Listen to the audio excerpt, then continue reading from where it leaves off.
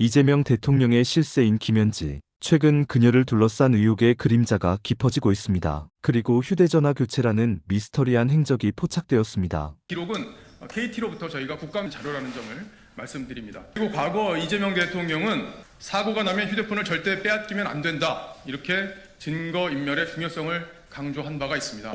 김 실장의 이런 휴대폰 교체는 이재명 대통령의 지시에 의한 것이 아니냐, 이렇게 볼 여지가 충분합니다. 지금 먼저 번호를 변경합니다. 2021년 10월 19일에 아이폰 12로 쓰기 시작하는데, 이때 지금 쓰는 번호가 처음으로 변경된 시점입니다. 당시에는 대장동 수사가 시작이 됐고, 그리고 관련자가 처음 구속이 확정된 시점입니다. 이게 시점을 보시면 여러분도 아시겠지만 2달 만에 번호를 바꾸는 겁니다. 폰을 바꾸는 겁니다. 2달 만에 바꾸는 것은 상식적으로 잘 이해하기가 어려운데요.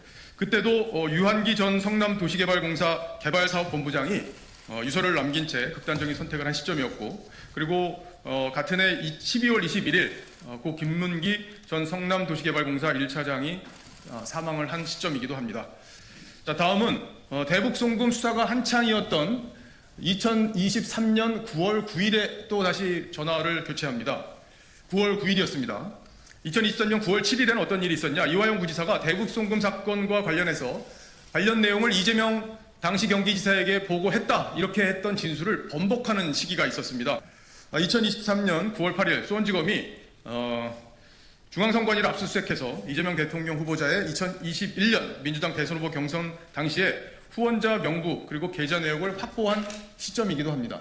폰을 교체한 당일에 이재명 대표가 대북송금 관련해서 검찰에 출석한 날이기도 합니다. 그러니까 묘하게 이런 시기에 김현지 실장의 폰이 교체됐다는 것, 여러분께 분명히 설명을 드리겠습니다. 그리고 최근에 이해할 수 없는 폰 교체가 또 있었습니다. 아이폰 17로 교체가 됐습니다. 기존의 아이폰 14였죠.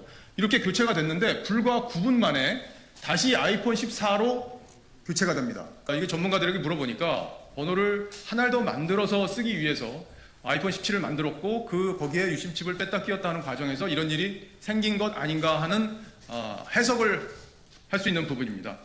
여러분들 아시다시피 김현지 실장은 이재명 대통령 사법 리스크의 컨트롤 타워 역할을 해왔고요.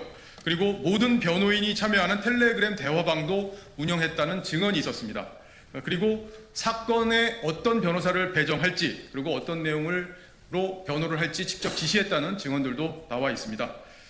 이제 이렇게 의혹이 불거져 있는 상황이고, 휴대전화를 증거인멸을 위해 교체한 거 아니냐는 의혹까지 불거졌기 때문에 김현지 실장은 국정감사에 출석해서 이런 모든 의혹들에 대해서 사실관계를 밝혀주기를 촉구합니다. 민주당은요, 지규현 판사가 휴대전화를 바꿨을 때 이런 의혹을 제기한 바 있습니다.